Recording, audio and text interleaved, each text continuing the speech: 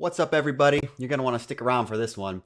Our guest today has a fantastic story about perseverance with a side of finding purpose and a little helping children in need for dessert. Drop us a comment, let us know what you think, and let us know if you found your calling in life. As always, don't forget to like and subscribe so you don't miss anything. Enjoy.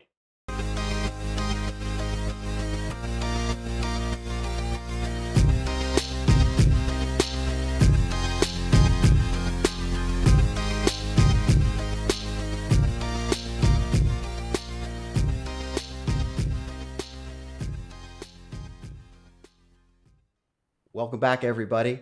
Today we're joined by Amy Stoehr. She's the CEO of Star Power, a real estate coaching organization, as well as the president and founder of the Kilimanjaro Kidz organization, which is a really cool operation that she's got going there.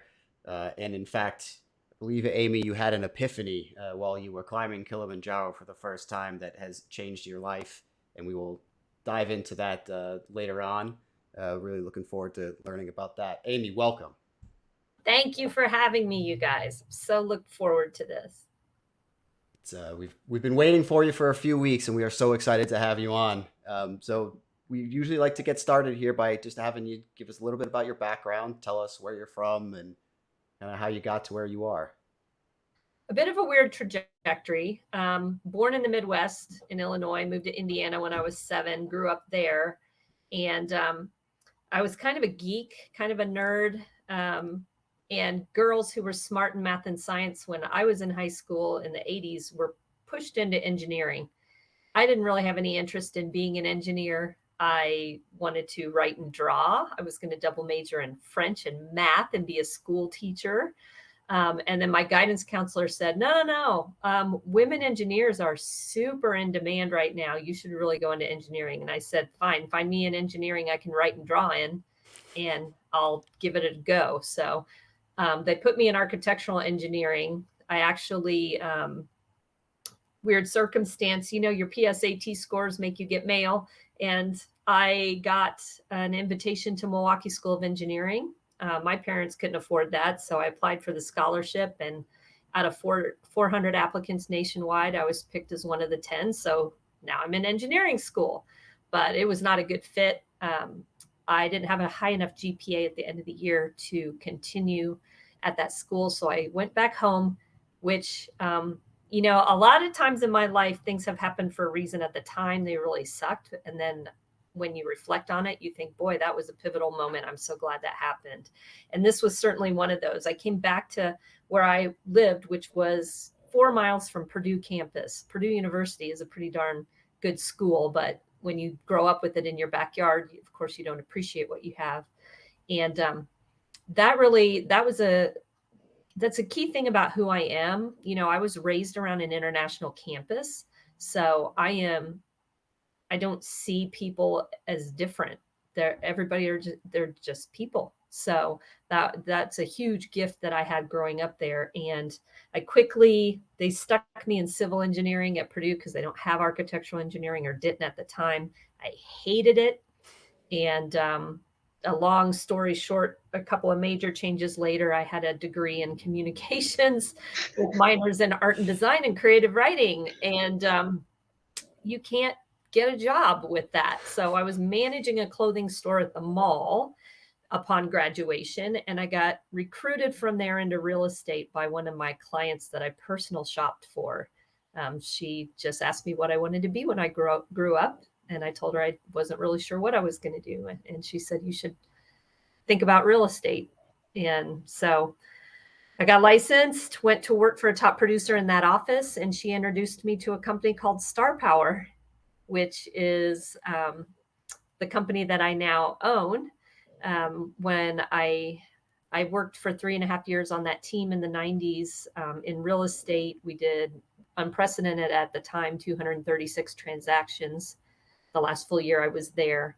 And then I had a baby 6 weeks early and started questioning my workaholic life of 80 hours a week, and called the owner of Star Power for some fatherly advice. And he said, you're a bright kid. You'll do fine no matter where you go. And we happened to be going through staffing changes ourselves. I don't know if you want to add 1,200 miles to your commute and come to work for us. And I thought he was kidding. So I said, shoot me an offer. Howard, his name was Howard. And 3 hours later, his wife called me back and said, we don't even know what we'd have you do, but why don't you spend the weekend writing up a proposal? And so that took me from Indiana to Colorado.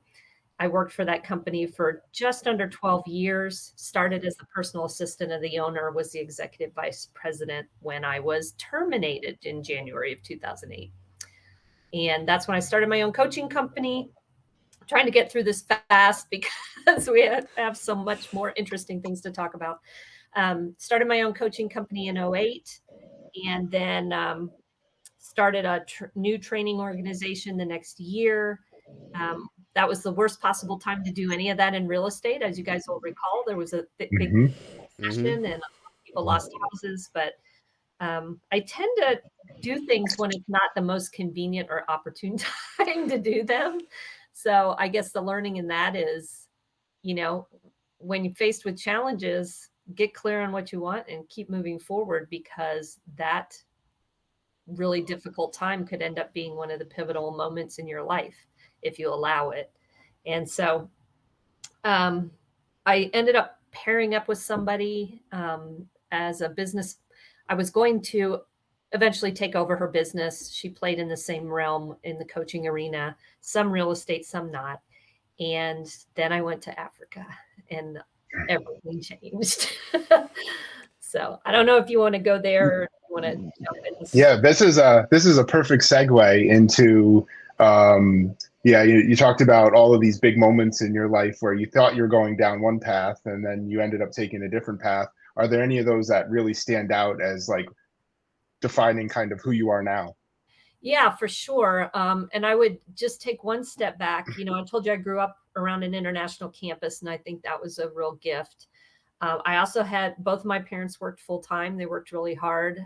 And in fact, my dad, in addition to being a financial systems analyst by day, was the chief of a 2-station volunteer fire department. So he basically worked 2 full-time jobs. Is it any wonder I became a workaholic myself? And my mom worked a full-time job. And so we learned early to take care of ourselves and take care of household duties. It's just part of, work ethic started real early.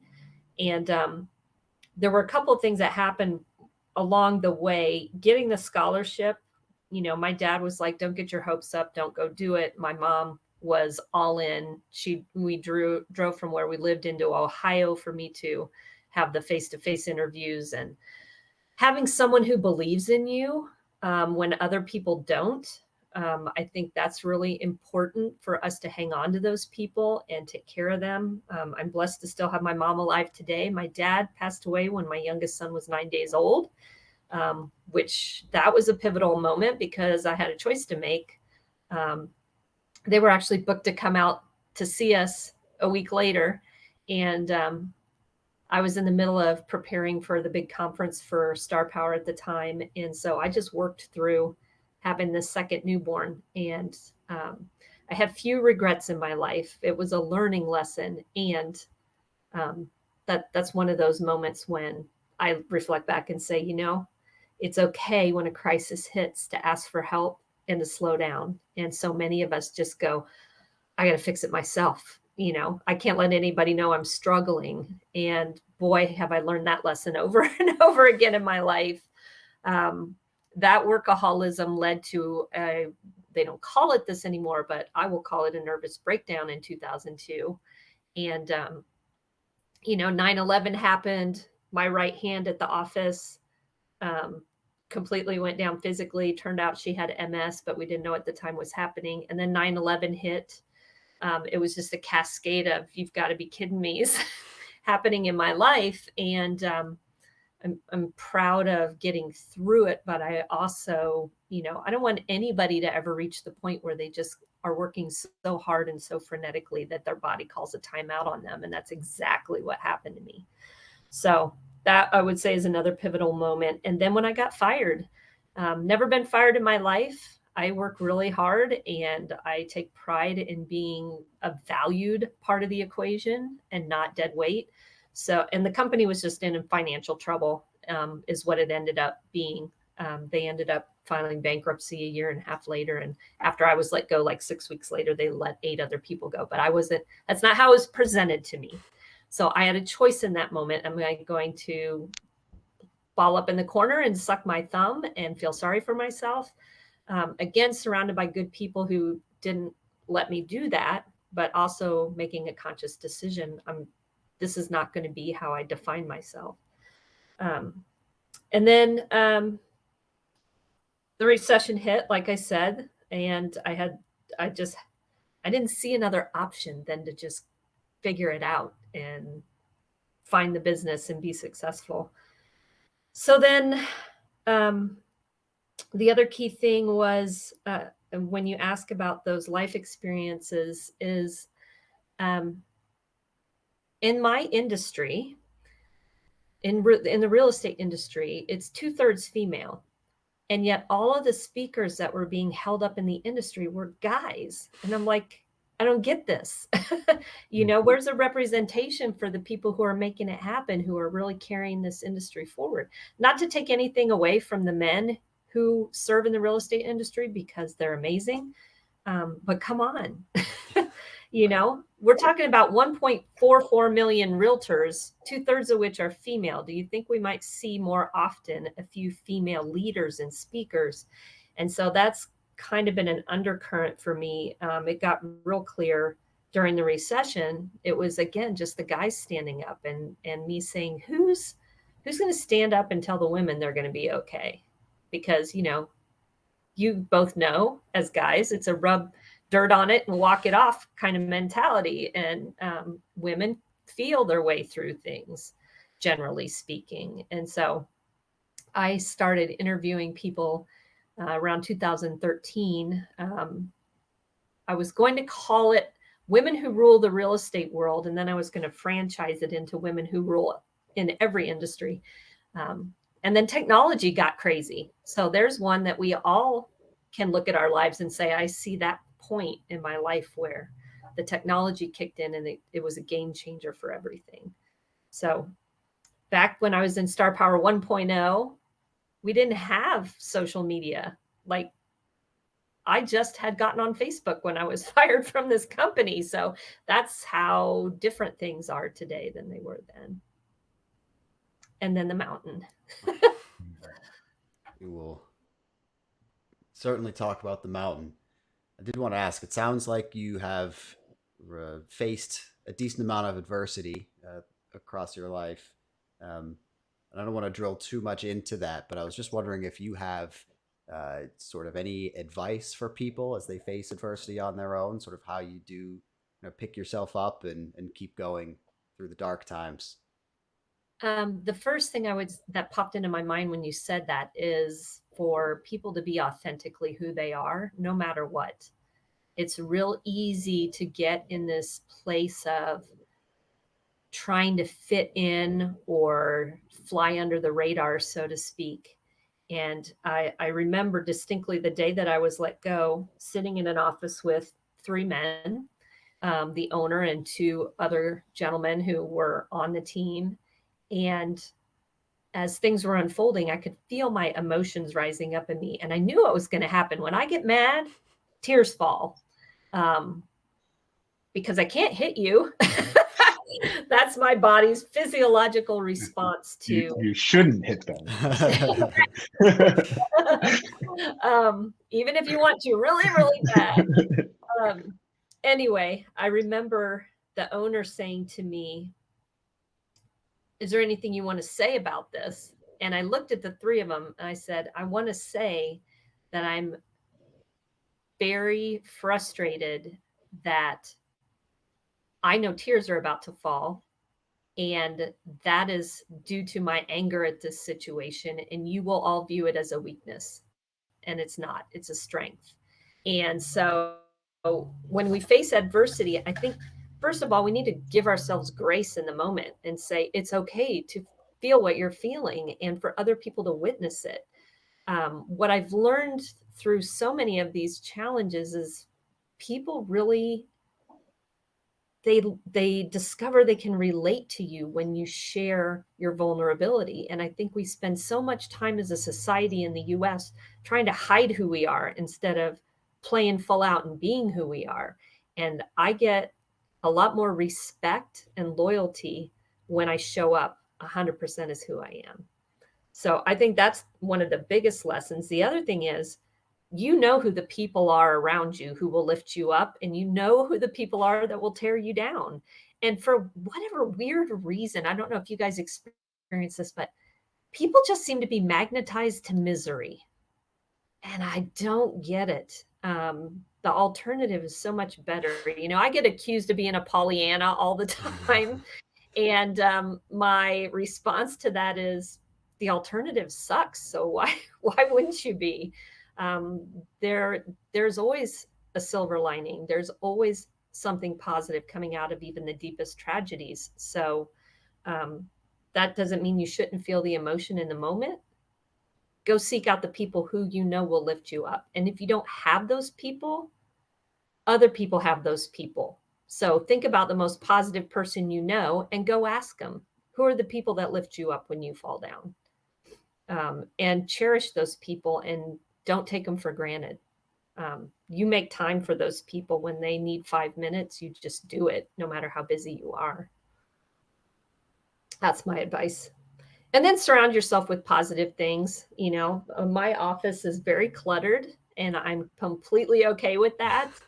I am a hoarder. When somebody gives me something that has meaning, I hang on to it forever. So I can glance from you guys to this corkboard that's on my wall, and I've got inspirational quotes on there, favorite Bible verses, little trinkets that people have given me. I'm not Catholic, but a friend of mine gave me a set of rosary beads. And every time I look at it, I think of him and his conviction and his faith. And that's inspiring to me.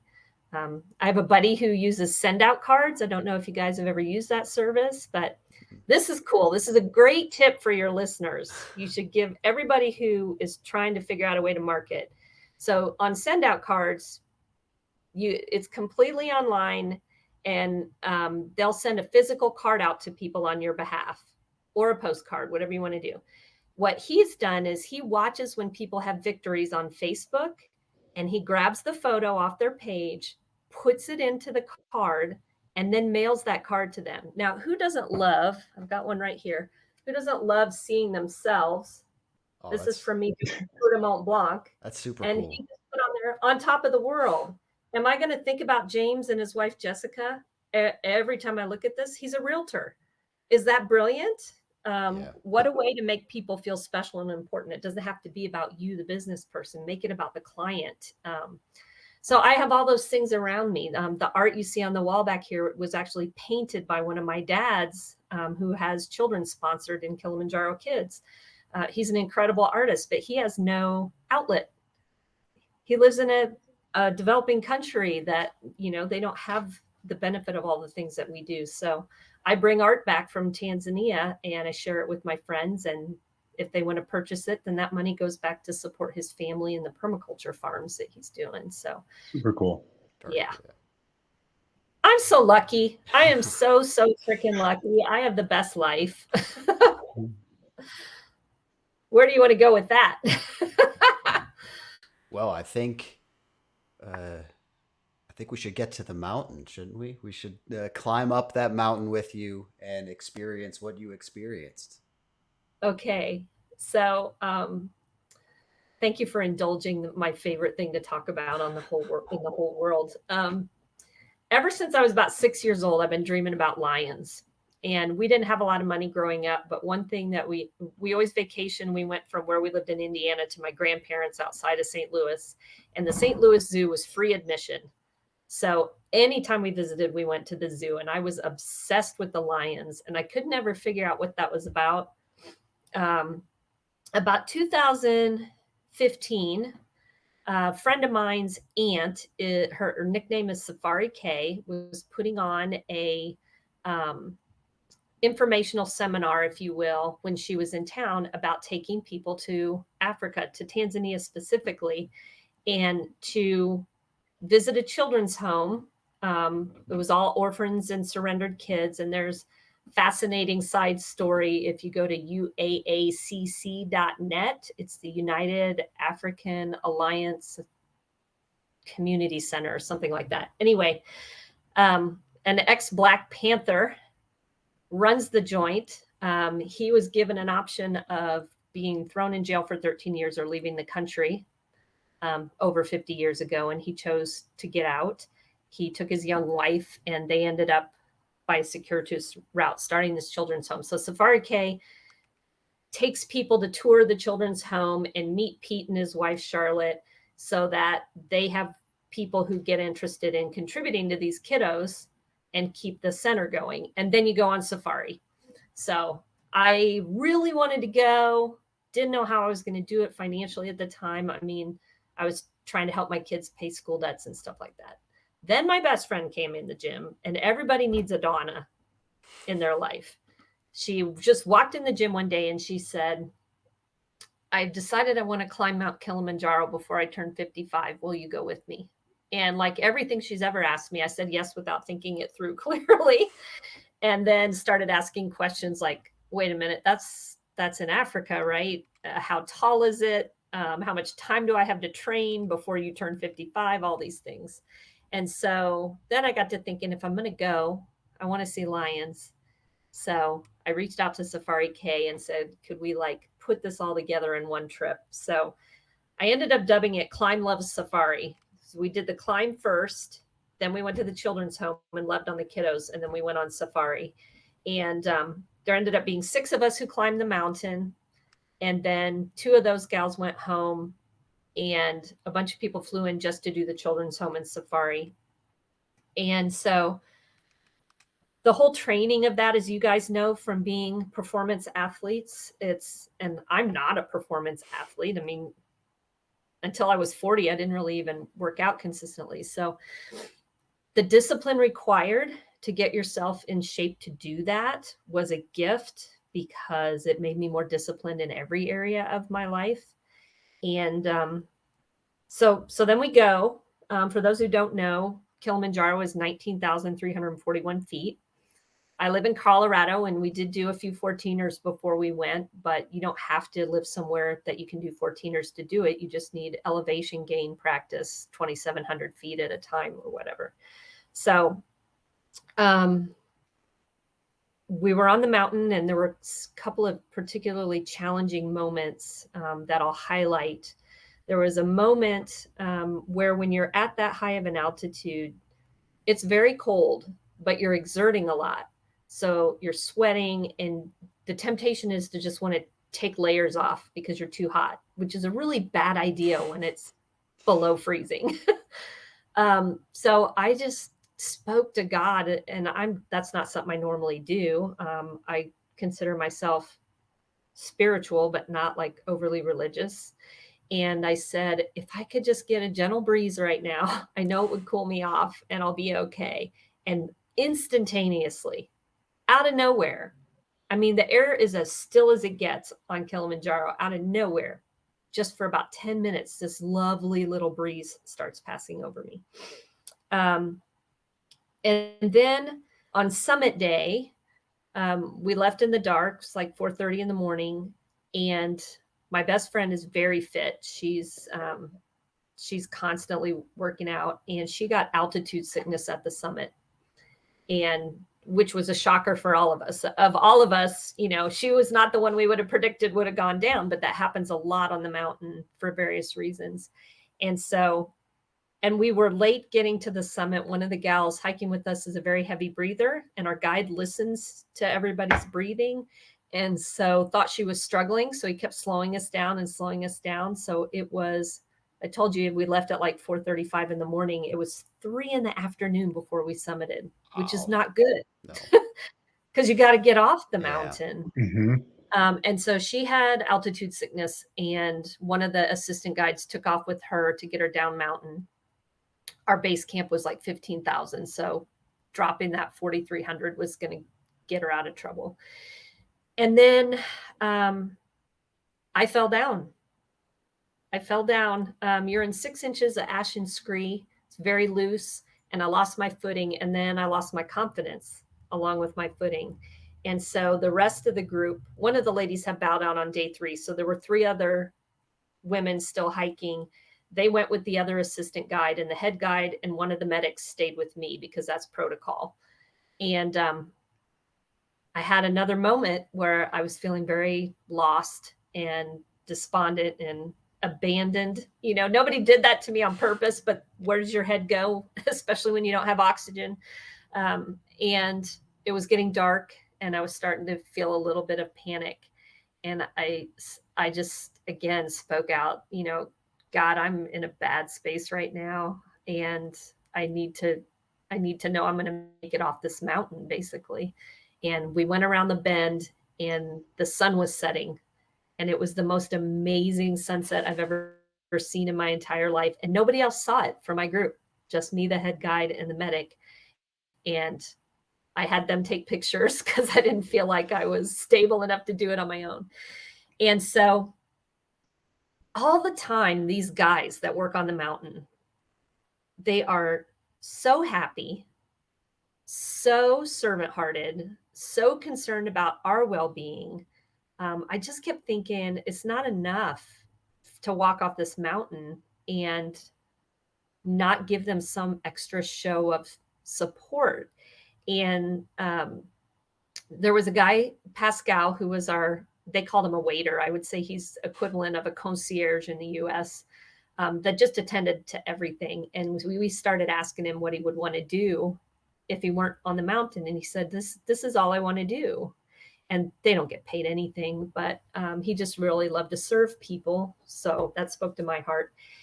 And I asked them what's important to them. They wanted to send their kids to private schools so that they would be taught in English and get a better education so they can get out of the cycle of poverty. Most of these kids don't get 3 meals a day. You know, they're eating beans and rice. That's pretty much what they have access to. So I said, okay, I'm going to send one kid. I'm going to send Pascal's kid, oldest daughter. And I asked my husband, he came in for the second half of the trip, and he said, absolutely, let's do it. It's only $600 to do everything. And then a month later, when I was back in the States, I told a friend of mine the story, and she brought me a check the next day for $600 and said, send his other daughter. And then I was like, oh, now I get it, God. This is why you sent me to Africa, because I'm supposed to do this on a big scale. So I started a nonprofit called Kilimanjaro Kidz Education Foundation. And we have sponsored 64 kids to date in just over 3 years.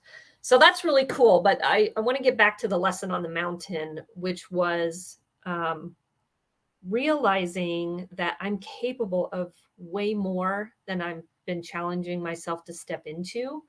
And in order to make this foundation really grow, I already had it put on my heart within a month getting back that I need to build 2 schools. And that requires commitment. It requires financial backing, all sorts of things. And so the lady I was in business with that I told you guys about, kind of supposed to take over her business, she'd been dragging her feet.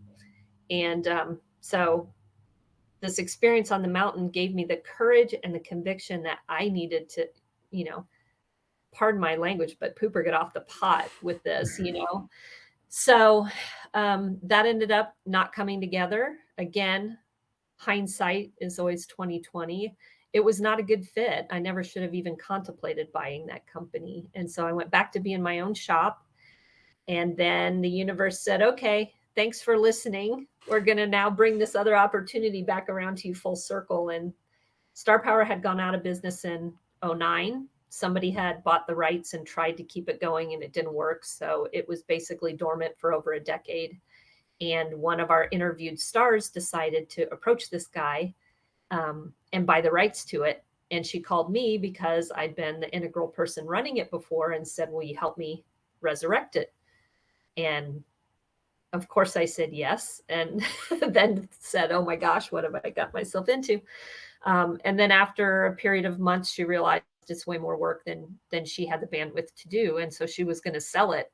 And ironically, the day I was leaving for Africa to go visit my families is when she told me she was going to sell it. And I said, no. Please make no decisions. I'm gone for 2 weeks. I want it. I don't know how I'm going to do that. But again, it's trusting that voice that's coming from inside you. And you're like, are you crazy? You want to buy a company? You don't have money to do that. But things start lining up when you start getting clear on what you want and what you focus on. So the biggest thing that came out of that time on the mountain was me getting super clear on who I am as a person and being unapologetic about that. I've always been one to be deferential. I've always been one to want to make other people happy. And it was realizing by pursuing what makes me passionate, I am not only setting an example for others, but I'm a better version of myself for other people. And so it's just been an acceleration ever since I got off the mountain of things happening as a result of me finally taking full ownership of who I am. I wanted to ask one question. That was a tremendous story. It was so cool. Yeah, like Amy, you're amazing. There's a lot of good stuff to talk You're about so there. Incredible. kind.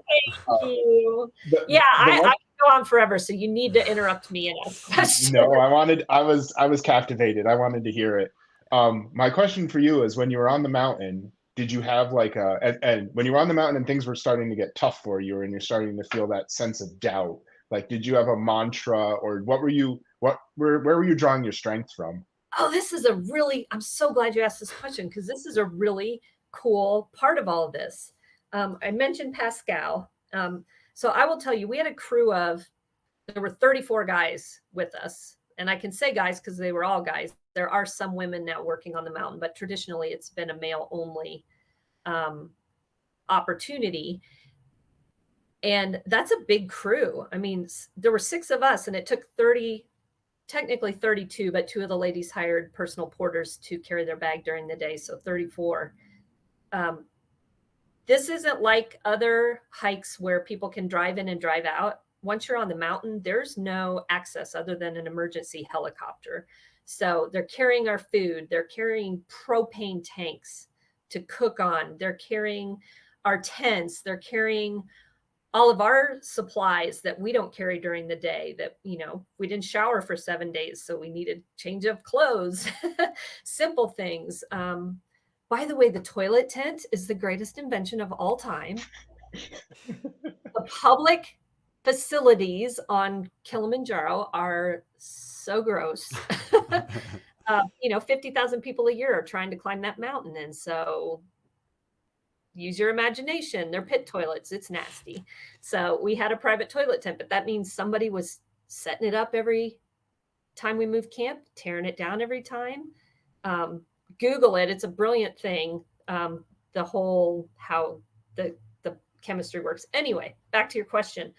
Pascal noticed one day that I was struggling, and he grabbed me by the shoulders and he looked me squarely in the eye and he said, "Amy, never surrender."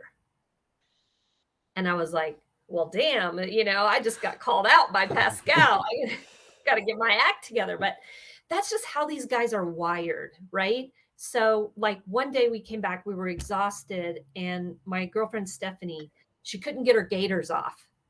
And one of the guys noticed, and before she could even speak a need, he was dropped in the dirt at her feet. It was very dusty. We were there during dry season, got her gaiters off for her. And then every single time after that, they needed to go on or go off, he refused to let her put her own gaiters on. He refused to let her take her own gaiters off. He was there before she had the thought. And that anticipation of somebody's needs and being able to deliver on that, I think, is a huge message in business. Instead of waiting for the customer to come and tell you that they need something, figure out what their pain points are, anticipate it, and give it to them before they have even figured out that they need it. And there were multiple situations like that. Donna coming off the mountain, again, I'll brag on Pascal. She was not in a right state of mind, and you need to eat. That's a big thing. When you get at really high altitude, you don't feel like eating, to the point where they even told us to bring our own favorite personal snacks from the US, because there was going to be a moment when we couldn't eat. And that happened to me, Anthony, on summit day. We're all sitting around, and God bless them. They packed up, they'd made whole trays of food for us to eat. And Pascal had carried them up, 5 metal trays with cheeses and crackers and whatever on them. And we all looked at them and were like, we're not eating that. I mean, they took all the time to prepare this. Cletty, the chef, had laid it all out beautifully. And we're all looking at it like, I can't put any of that in my mouth. And Pascal looks at me and he goes, you have to eat. I said, I can't eat that. And he goes, what about a green apple? Like now he's getting like feisty with me because I'm being obstinate. I said, oh my gosh, a green apple sounds amazing, but where are you going to find a, and before I could finish my sentence, he pulled one out of his pocket and he literally just cut pieces of it off. It was probably his apple. That's probably what he was eating for the day, but it didn't matter. He was going to make sure I had what I needed.